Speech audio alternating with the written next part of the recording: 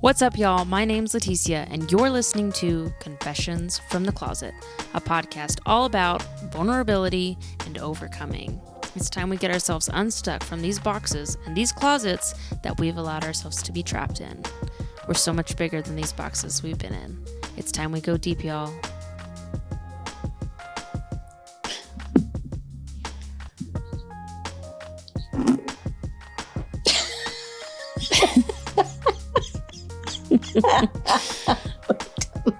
What? Oh, you've done like 10 of these today. I know. It's like, and then here I go get the mic. I realized my phone. What the fuck is that? The air, yes. Okay. What's up, y'all? Welcome back to another week of Confessions from the Closet. It's late. I felt very tired. We just finished watching the new documentary out on Netflix called Pray Away. We were the leaders of the ex-gay movement. We were promoting an idealized version of life. Homosexuality was changeable. I spent a lot of time thinking, how did I believe that? It was awful pseudo-psychology. Jesus, take this away from me. There's so much shame. We thank you, Father, in Jesus' name. Which is all about trying to pray away the gay, and conversion therapy, specifically Exodus International, which was around from 1976 to 2013. And we just watched it and we felt like, that was something we'd really like to talk about. Also, something we were asked this week was, like, when did we know we were gay? And it brought up some conversations between me and Mari. And I was just like, oh, that's something we should probably touch more on that topic. We've done a little bit, but it's always good to talk about those. We have new listeners or watchers. And so that's kind of what we're going to talk about today. If you haven't already, please like and subscribe. Hit that bell so you get notifications whenever there's a new video up. If you're watching on YouTube or on Apple Podcasts, if you subscribe, you'll get the episodes automatically and be notified when they're out. So also it helps us with analytics. So we really appreciate that. So I've talked about this before, but I knew when I was like 12 that I was gay. And I feel like this is far from me. I don't remember it clearly. Obviously, I was really young, but I do remember looking up the word gay and homosexual in the Bible, and like also in the dictionary and then the encyclopedia, and like trying to figure out what that meant. And then realizing that, yes, I was that, what it was describing. And then I'd read it in the Bible and I was like, it says all these things. It says I'm an abomination. You won't inherit the kingdom of God. All these things, obviously, we've talked about this a lot. Those are all mistranslations. The word homosexual in the Bible doesn't actually mean same-sex attracted. It was more for pedophilia and sexual acts of rape or abuse, but not like a same-sex loving couple. But I didn't know that as a kid. I just read it word for word and literally and started just believing terribly about myself and thinking I was wrong and gross and a mistake. And if anyone ever found out, they would disown me. If I ever acted on it, I literally thought I would die right then and go straight to hell. And I was a child and I believed these things. Nobody specifically told me that because nobody knew I was gay, except for me. And I believed all these things. So watching this film, and like I said last week, reading the book Out Love, which the author of that memoir is in Pray Away. But in her book, obviously, she goes way more deep into her story and things that she did. But there's so many things that I'm like, wow, I did that to myself. I didn't go to conversion therapy because nobody knew I was gay. By the time I came out, I was already living on my own. But I did those things to myself just because I had such an internalized self-hatred because I could not prayed away. Mm-hmm. And I had prayed from the time I was 12 to the time I was 24 that God would take away that part of me, what I thought was my thorn in my side. Like I was like Paul, and I was going to have this thorn in my side for the rest of my life, which I've heard that possibly Paul was gay, because what can you pray about so much that God won't take away other than being gay? You know, it makes sense to me thinking about it that way. Also why I thought that was my thorn. I don't know. Did you ever feel any of those things growing up? Like knowing? Yeah. Mm-hmm. It just, the show, that it was powerful. It was good. Just made you think back on some of the memories growing up, hiding, hating yourself. All the depression behind it. I had never heard of the Exodus until now, but I had. didn't realize we knew people that were in it. Yeah. That were in it. I know you have a friend that. I have a friend that which I'm surprised, because she's Catholic, and Exodus was more of an evangelical, I can never say that word, or fundamentalist Christianity thing. It wasn't like it was from those churches that it was birthed out of, but she was Catholic and she was sent to it, I'm pretty sure. And then our friend who we could go to church with him and his husband, he was a part of it at some point in his life. And, you know, he's not ready to watch the film yet because it's just the amount of trauma that Exodus did to so many people. Because, I mean, the premise of it is they're a group of LGBTQ people. I don't know if it was the Q yet, but LGBT people coming together, trying to pray away the gay, doing different workshops and stuff of, at one point they had the guys all playing football so that they had a way to like connect more with men and bond with other men by playing football. Like, okay. And then the women had to like put on makeup and do their nails to embrace their femininity and all this stuff. And I think that feminism and masculinity like is such a culturally taught thing. I mean, boys used to wear dresses. Pink used to be a boy color. I don't know when it changed, but it did change. And that we've just been taught through our culture and through the world that this is what you are to be a boy and this is what you are to be a girl, not even gay or straight. Where just being married to a woman, I understand that you have certain masculine traits and feminine traits about you. And that's what they would be labeled as anyways. And I have my own masculine traits and feminine traits. And masculinity would be seen as strong and hard-headed or independent, or feminism would be like submissive or kind or nurturing, or where I think those are just things we should be, but it's been labeled into masculine and feminine. And I mean, Apollo's both. I mean, you could say if you were using those labels, he's feminine and he's masculine. He's emotional.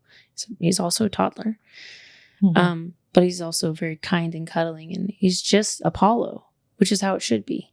Yeah. But the world's put labels on everything. And did you feel you had to be like that growing up? What? More feminine? Yeah, like try extra hard just so that you wouldn't. Oh, I didn't even try. I didn't even try. I had my dress shoes every Sunday morning. You're about to tell me that. I would hide them every Sunday morning because I thought I didn't even try to be feminine. No, it was like, why? There was not an ounce of me that wanted to be feminine. My poor mom. She'd put lipstick on me, and the pictures looking back at them, and I had this terrible dress on. I just looked miserable. I was like, I hated you so much that day when you made me dress like that. All my boy cousins made fun of me. Like, I hated it. But yeah, You hated wearing earrings, obviously. I hated Still earrings. I never still wear won't. earrings. I'm like, I don't like the way they make my face look. I'm like, no, I'm good. I don't need them. I'm like, you got a pretty smile, you got pretty eyes, like a great hair. Why do I need to add know, and I earrings? always try to get I'm you good. to wear them. Don't need it. Yeah, I hid my dress shoes every Sunday. Like, I hid them good. Mom can never find them. She's like, if I find them, I'm like, okay, go look. Like, I was good at hiding because then I could wear my tennis shoes to church. Yeah. I did not. I just didn't want to be feminine.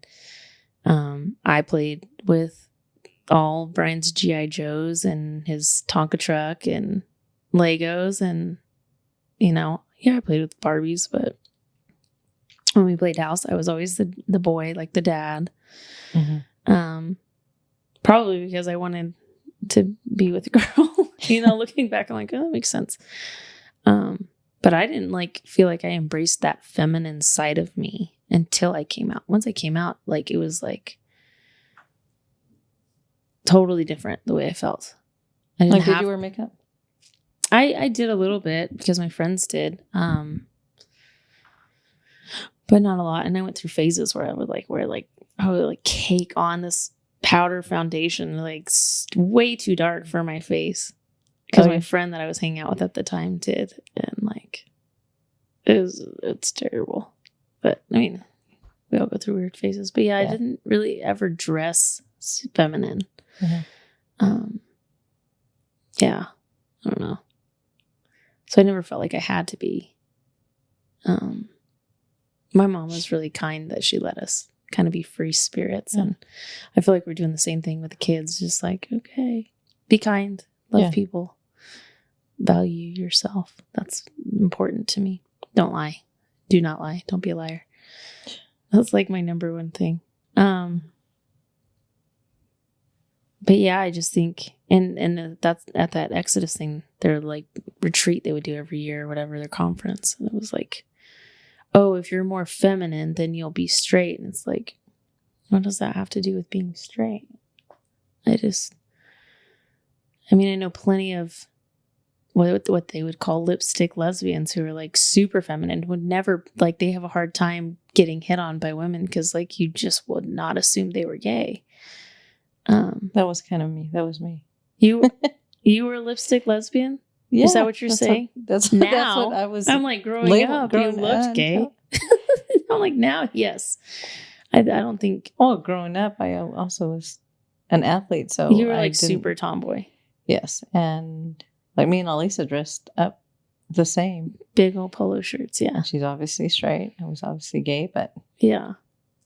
Yeah. Here we are. I was no, but I'm saying there's very, way more feminine than you. Way more girly that don't pass as gay, but they are. And people are oh, but you don't look gay. Well, it doesn't have a look. It's it's who you are. Just we have our own style. Kind of taught that that lesbians are butchy and gay guys are super feminine, and that's not the case. Those are cliches and stereotypes, and that's obviously what Exodus was doing.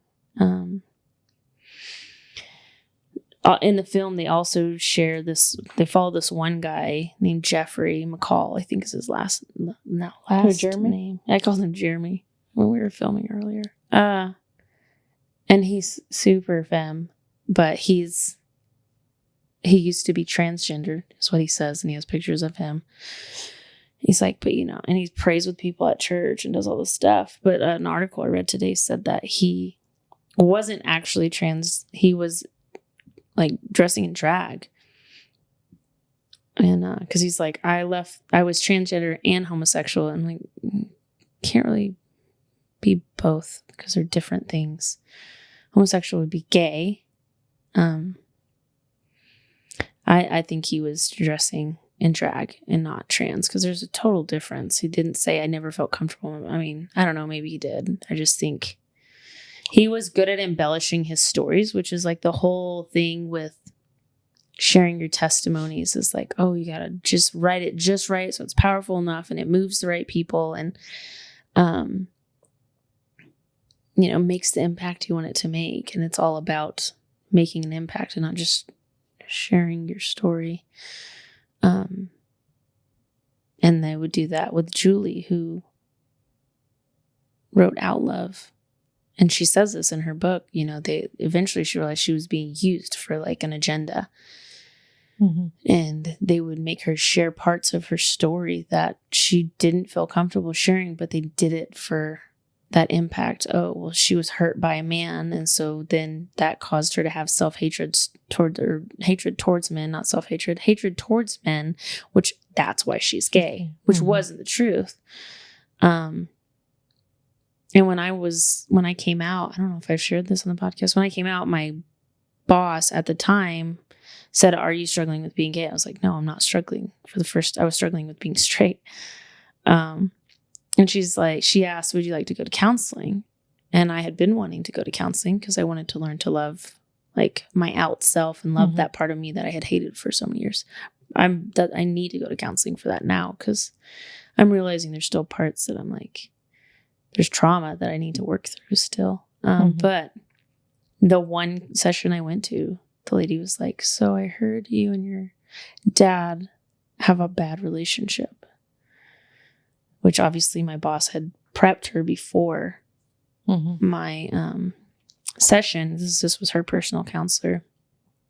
And I was like, "No, actually, I mean, we did growing up. We argued a lot. But then God had told me, you need to go live with your dad before you move away and heal that relationship." So at that point, my relationship was already healed.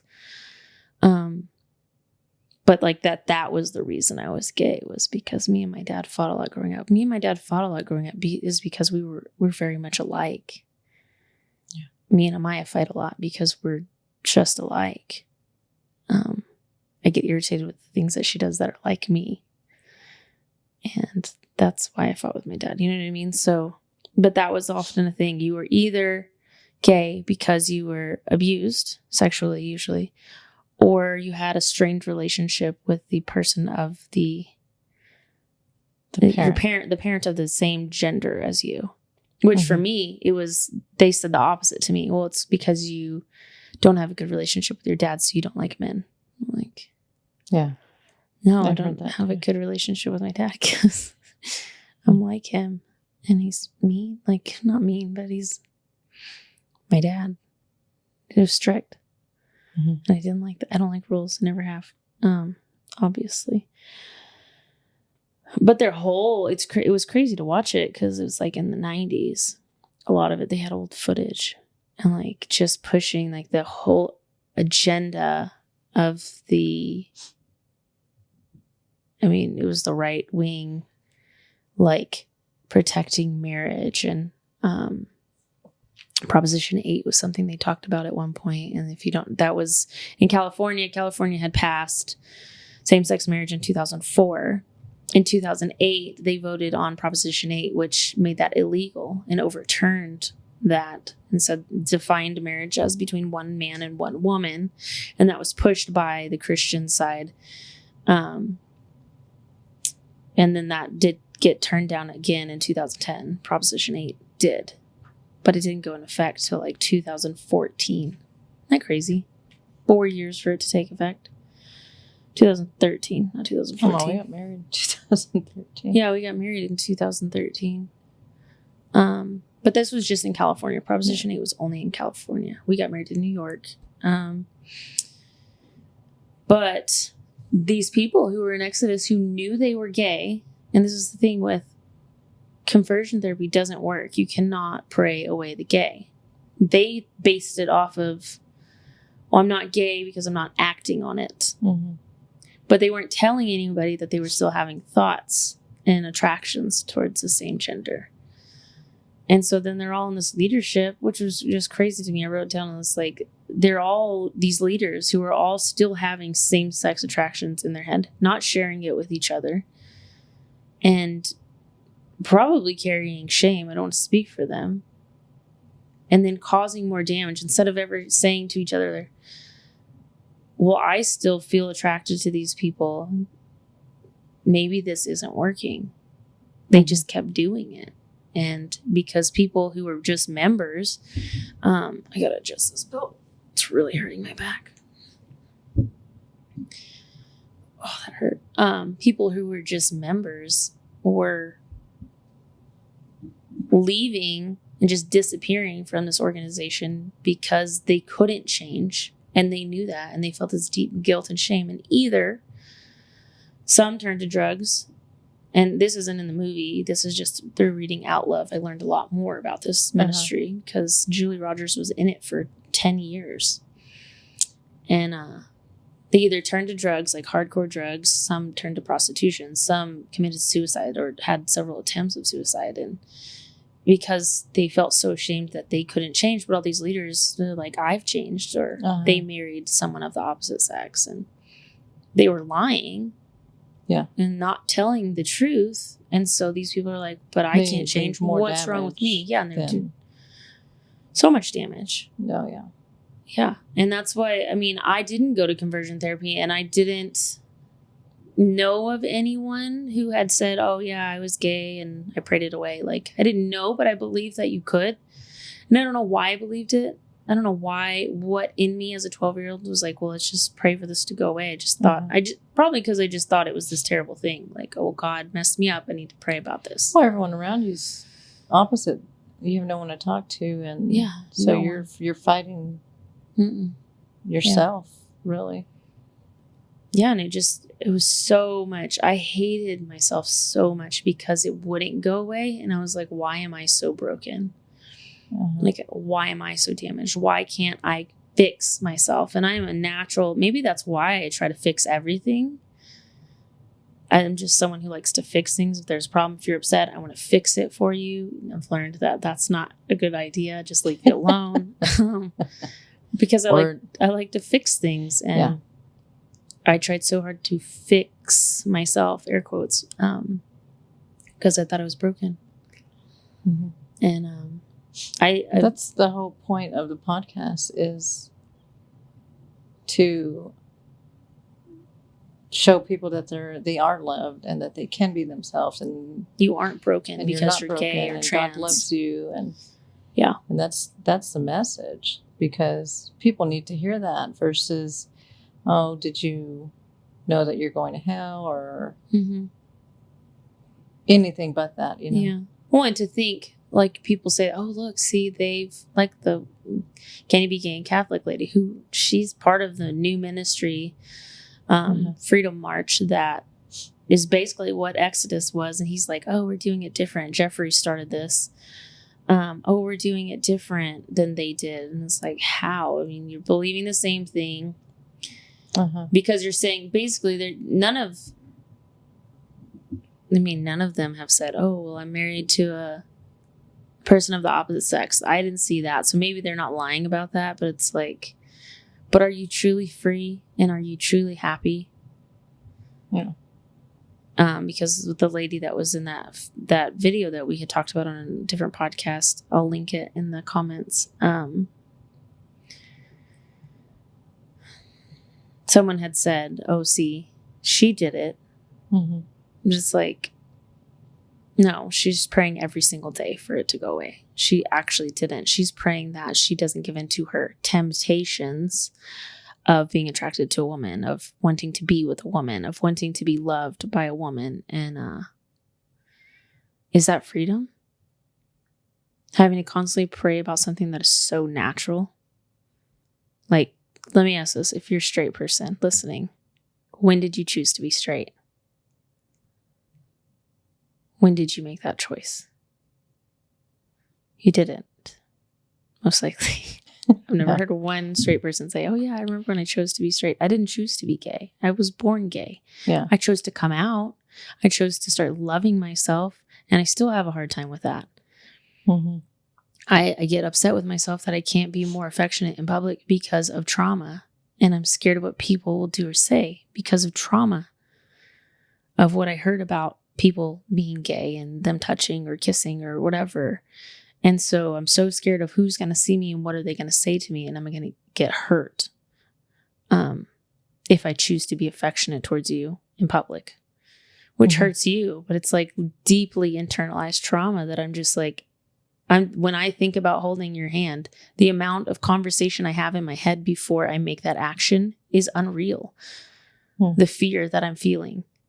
What if the wrong person sees me? What if someone makes a scene? What if, and it's trauma. It's internalized trauma, internalized from years and years and years of trying to pray something away.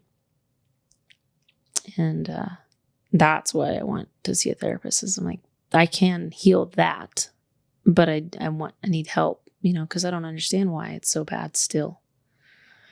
And because it was something you hid for so long. oh, forever. Well, we. Yeah. And so it's not. Yeah. And that's even why, though we've been married for 8 years, it's not a normal thing to be able to. It's not. No, the kids are normal with us. I got 2 moms. I mean, I thank God that they're not. Oh, they're just like, I remember we're Maya normal. Yeah, was like 5 and her cousins were talking about something, and Maya's like, you don't have 2 moms? Like, where's your other mom? Like, she was so confused why they, like, it was so odd to her that her cousins didn't have 2 moms. Yeah. Because it's so normal for them. And I think that's why it's so normal for younger LGBTQ people to be more affectionate, is because they have the blessing of what we've all fought for and generations before us have fought for. They didn't have to spend years hiding and hating themselves. They figured out they were gay or trans. They came out. They lived their life in freedom. That's freedom. Mm-hmm. And I have, I hid for so long. And their parents probably are a lot more accepting too. A lot more accepting, than it was back in the day. And they have people to look to. There's movies. There's people, on social media. There's people that they can look to and be like, oh, see, I can be gay and be happy and find love and be successful. And that was not the story I was told growing up. If you're gay, you're living a life of destruction, which was something that Exodus had said, oh, see, I had 8 friends die from AIDS. It's a destructive lifestyle. No, there's just a terrible tragedy that thankfully they've figured out and had all kinds of research and medicine for it, and it's not a problem. But it wasn't just a gay thing. That's just what they made it. Yeah. It's just, if you haven't watched the film, obviously it just came out, but please watch it. I was watching it and I was like, man, I hope the people who are still against it don't listen to Jeffrey and be like, oh yeah, see, and get the wrong message. Because I could see that happening with some. I mean, even he's promoting the film because he's in it. I saw it. I went and looked at his social media. Oh yeah. Yeah. It makes me sad for them though. Like for people who are still living in it, because they make you feel like you have to choose. Either I can be love God and not be gay, or opposite. And God wants you to be you, us. And of course love Him. That's number one. Mm-hmm. But you can do that. Yeah, I mean, there's some people from Pulse nightclub that were in the Pulse nightclub, which was the nightclub in Florida, Orlando, Florida, that got shot at. Like the shooter came in and shot and killed, I think, like 50 people. There's like 2 guys, I'm pretty sure, on the worship team. I know for sure one, the worship team or whatever, that goes with this Freedom March group. And one of them was like, I prayed that night that if God would save my life, I wouldn't be gay anymore. Like, he's still gay, and he says this, they're celibate. If I wasn't in this club and I wasn't gay, I wouldn't be doing this. And I was like, no, you didn't do anything wrong by being in that club. The man who took the gun into the club and opened fire did something wrong. Yeah. And the idea that because of our sin, we're punished, I think is complete bullshit. And this goes across the board, gay, straight, whatever color you're, nothing. I don't care. Your sin, you're not punished for your sin. Or else, why did Jesus come? We're not being punished here on earth because, we have this sin. And people think that, because they're gay, that's why all that hard stuff's happening in their life. No, because we live in a broken world and God didn't promise us a life without troubles. He didn't. Mm-hmm. We live in a broken world, a fallen world. But that idea that you're punished because of your sins, like, okay. Yeah. And even the thought, like, I was asked, have you truly prayed about this when I came out? I'm like, no, I only prayed for 12 years. I guess I haven't prayed enough. Yeah. You know, how long have you prayed about whatever your sin is? Like, okay, I don't know. Whatever your sin is, how long have you prayed about it and like truly hated yourself for it? My being gay wasn't hurting anyone but myself because I hid it for so long. And I'm still working through that pain. Oh, there was this guy that was in Exodus, and my God, he looked so sad because, and he says, I was lying. And when he came out, someone said to him, there's blood on your hands. How does that make you feel? And he's like, I don't want to look down at my hands. Which was really wrong of that person to say too, because, he already felt that shame. I think that's the shitty part about humanity is we want to point out people's like mistakes, like as if they don't already feel crappy inside, 9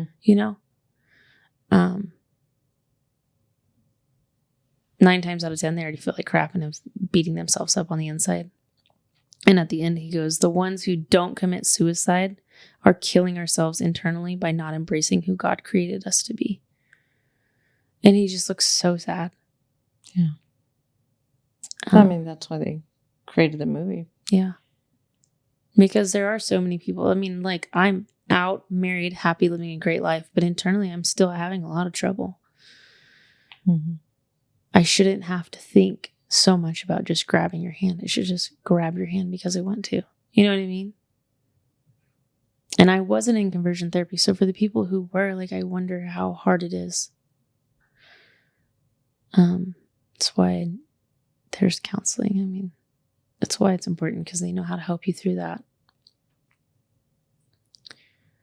It's just, it blows my mind that it's still a thing. And someone said, as long as there's homophobia in the world, there will always be a new type of exodus that will spring up. Oh, absolutely. To convert people from being gay. Like there's a cure. That's what he said. They look at it like as... Well, the people still believe that. Yeah. They used to believe that being gay was a mental disorder. Then, well, I think they ruled that out. Still do. Yeah, well, they ruled it out. The board of psychology or whatever ruled that out, that it's not. Now people are thinking transgenderism is, and it's not. It's not. And it's so sad because it's just like, no, I have a mental disorder. Like I have depression. I have anxiety. I've had suicidal thoughts. I know what a mental disorder is and it's terrible and it sucks. But I think all of that sprung up from the self-hatred I had for years, believing I was gay. Mm-hmm. It's just, nobody should live like that. Nobody should have to go through that, especially alone. And then make it worse when you're in a group of people trying to do it too. And you're all lying to each other because you all still feel gay. And then the guilt and shame is worse because you're disappointing this whole group of people instead of just yourself and God and people who don't know your secret. Mm-hmm. It's crazy. So how do we fix something like that? I mean, we do a podcast. I was watching it. I was like, man, Freedom March is sharing people's stories of I was gay or I was trans, but I found Jesus and I found freedom. I've known Jesus since I was, as long as I can remember, 4. I got saved when I was 5. And this isn't a bragging thing. This is saying I've known Jesus my whole life. I was raised in a house where the Holy Spirit was present. I have known his voice. I have known his presence. And so when they use that scripture, oh, you're born, new, you're new again, you're made new when you find Jesus, the old is gone and the new is come. And I was like, but what about me? I never stopped loving Jesus. I just one day realized I was attracted to girls. I mean, think about that trauma. Like, I know scripture. I was raised in a house where I read it. I still do. And it's not a bragging thing. It was just I knew the Bible because I read the Bible and that's what I grew up doing. And I love it still. Mm-hmm. But I was like, but what about me? Like, why am I not changed? I didn't stop loving Jesus. Like I've always loved him. So why am I not changing to what's normal, what's right, air quotes, what's healthy, what's perceived as normal? I don't know, but they're sharing the people found Jesus and found freedom. And I'm over here on the podcast sharing. Jesus told me he loved me and he didn't make a mistake. I'm sharing the opposite stories of them. Because that's where freedom is. When you can embrace, like he said, like embracing who God created us to be. It says God created us in our mother's womb. Like he knit us together. Every single part of me he made. Even the one that's attracted to women. He made that part too. And the world's got to stop telling people that that was a mistake. Because people are dying because of it. Yeah. It's the people who've been to conversion therapy are 2 times more likely to commit suicide than people who haven't. I don't know why I did my own conversion therapy type thing for myself. You know what I mean? I don't know why as a kid I did that to myself. It doesn't make sense. I can't understand why I did that. And I didn't realize I did it until I started reading this book. And I was like, whoa. I mean, it was heartbreaking to read because I was like, there's a part, did I talk about this last week? There's a part where she hurt herself, like she was burning herself with quarters. And you can see her scars in the film at one point. And it just broke my heart because it's just like, oh, I hated myself so much.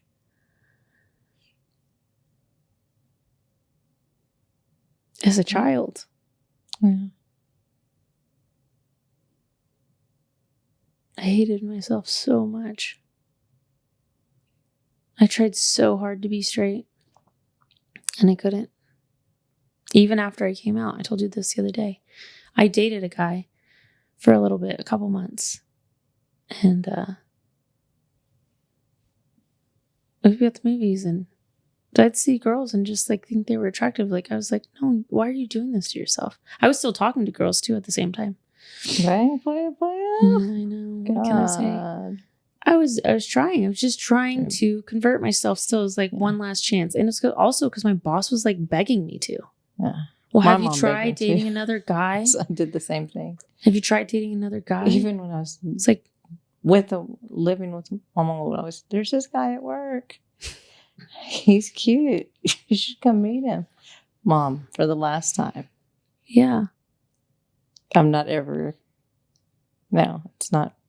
I've tried. I even tried again. Mm-hmm. It's just not me. Believe me, that'd be a better life. It would be way easier. It would be way easier. Yeah.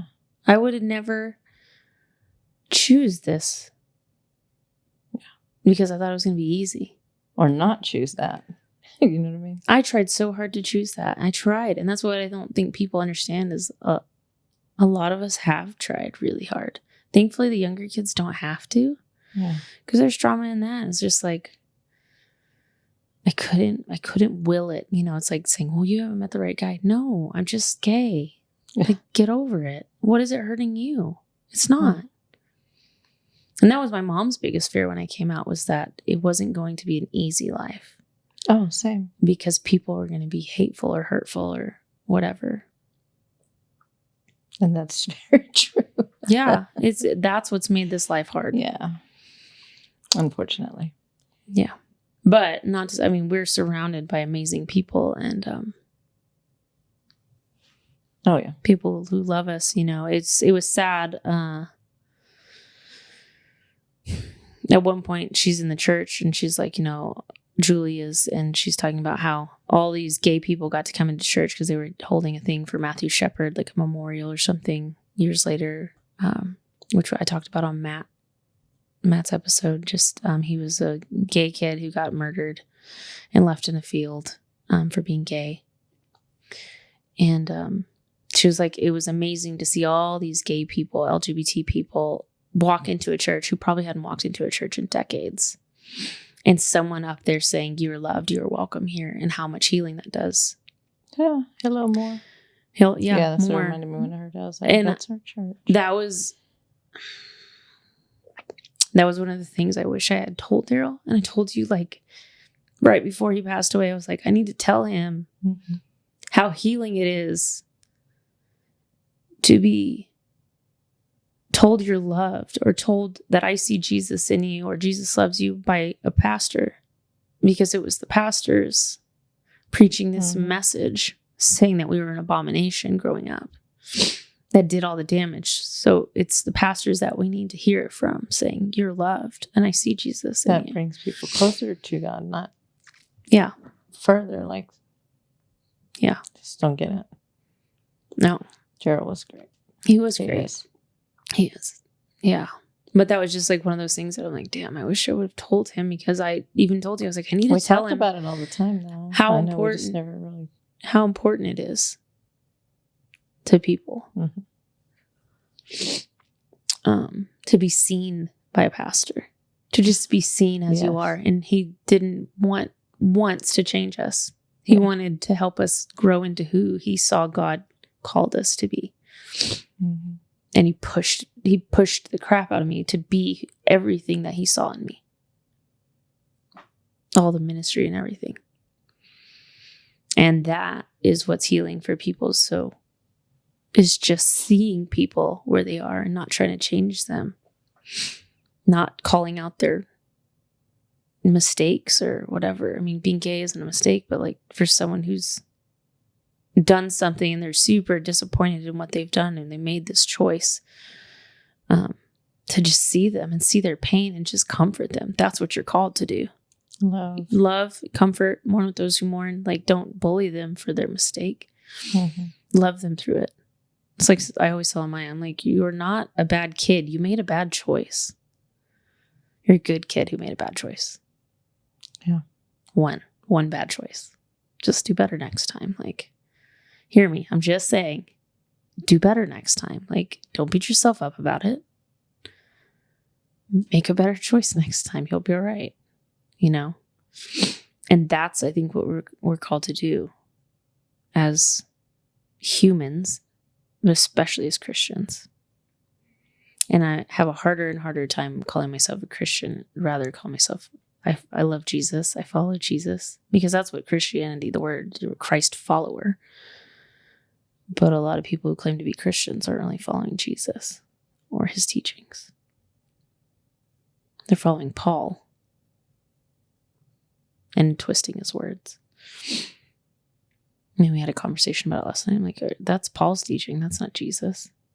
Paul said that. Paul was just a man. I don't know. I could get in trouble for that, but I don't really care.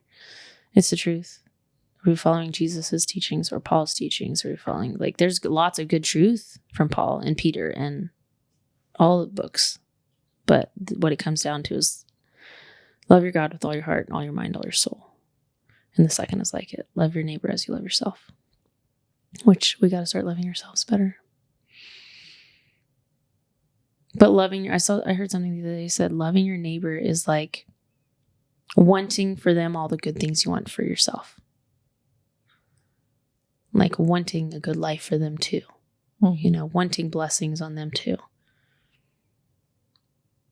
And It's good. yeah, because it's just a different way to think about it. Mhm. On a exciting note, just to talk about the goodness of God. We filmed last week's podcast. We film on Wednesdays usually. I need to get better at scheduling and doing batch recordings, which is hard in this season. And the people who we had been having a really hard fight with, one of them showed up and they apologized, and then we went over there and just spent time together. And we've spent so much time together since last Thursday, like 4 days, I think. Yeah. And it has been so healing for both of our hearts. I didn't realize how much that was causing my depression and weighing so heavy on me. But God was just so kind, because they even said, like, I don't know how to fix this. And I'm like, this is this. All we needed was acknowledgement and an apology. That's all we needed. That you saw that you hurt us and you're sorry that you hurt us. I didn't need $1 million or anything. You know what I mean? I just needed you to see me and see what you did and that it hurt. And like, I love you. I forgive you. And I think God was so present in that moment and so kind to us and to them. Because that's his grace and his mercy and his love, is being humble, even when I made my phone call to apologize, like having the humility to put down your pride and just see that you made a mistake and you care about those people more. Yeah. We love. So it We does love. get better. Yeah, And just the trusting love is- God that yeah. it would just work itself out. And that's what I said when I had my phone call. That person was like, I don't know how we move on from this. And I said, I don't either, except for God's love and grace and mercy. Mhm. And he'll take care of the rest. And he did. And he did. Thank you, God. Mm-hmm. Super blessed. I'm super thankful. We all are. We all are.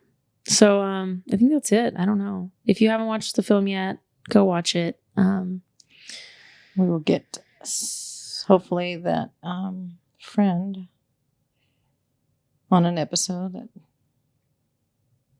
about the conversion therapy. Oh yeah, he's going to be on it Soon, so he's got some stuff going on right now, but it should be sometime this month, just to get more of an in-depth story. I know it's hard, but that's what the podcast is all about, sharing people's stories and experiences to help other people's eyes open, or if you are in the LGBTQ community, to know that you're not alone, like you're not the only one who's gone through this, which is why we shared our story of, being in a fight with someone who we loved over some posts that felt very homophobic, and God's redemption was so amazing. But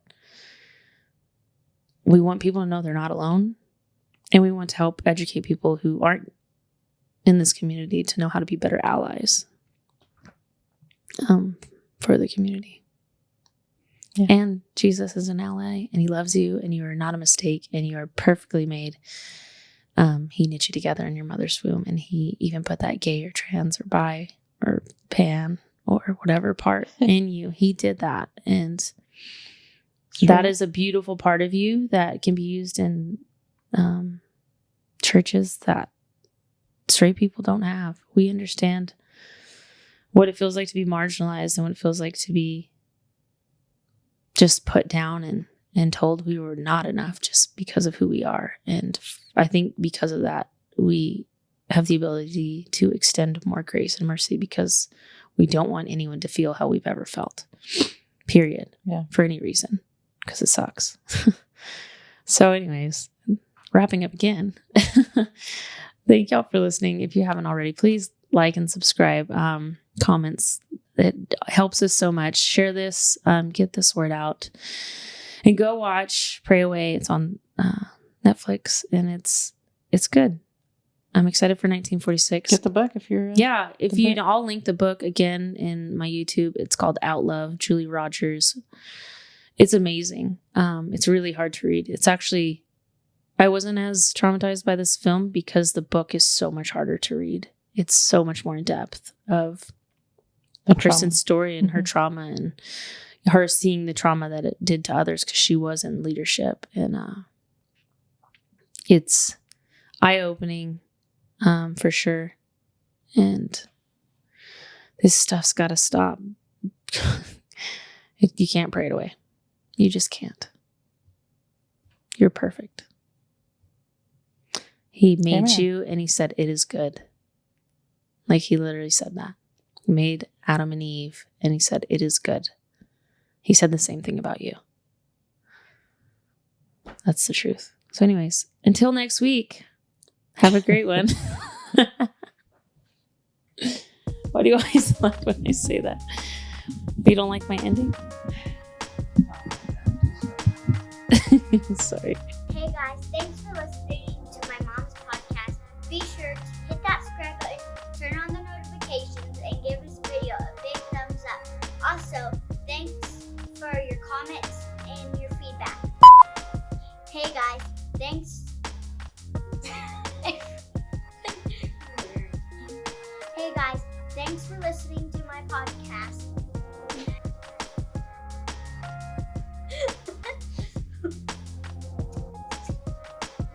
Oh gosh.